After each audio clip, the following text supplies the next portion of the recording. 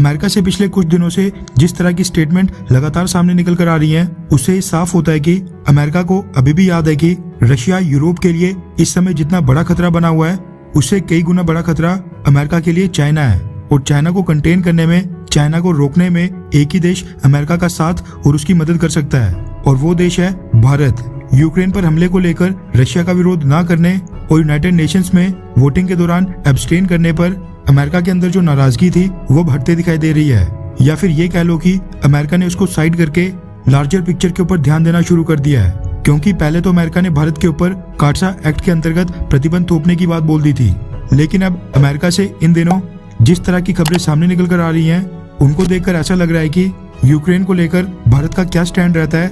उससे अब अमेरिका और जो बाइडेन प्रशासन को बिल्कुल भी फर्क नहीं पड़ता है। कम से कम इतना फर्क नहीं पड़ता है कि अमेरिका भारत को नाराज करे और भारत के साथ अपने संबंध खराब करे। अमेरिका से इस तरह के सिग्नल्स लगातार मिल रहे हैं कि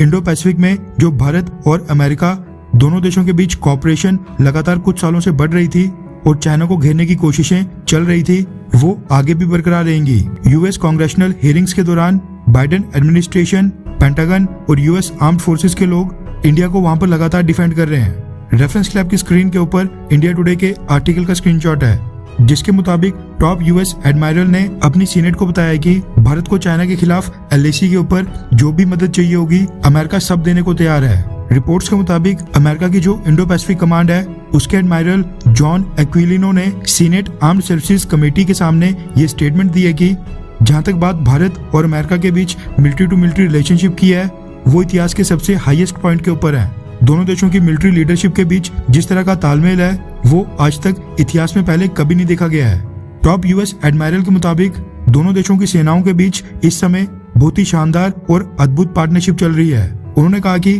भारत में हमारे पार्टनर्स बहुत ही अद्भुत हैं और हम लगातार आगे बढ़ रहे हैं। इसी के साथ उन्होंने आगे कहा कि जब बात आगे और करने की आती है, तो इंफॉर्मेशन शेयरिंग के साथ साथ हम भारत को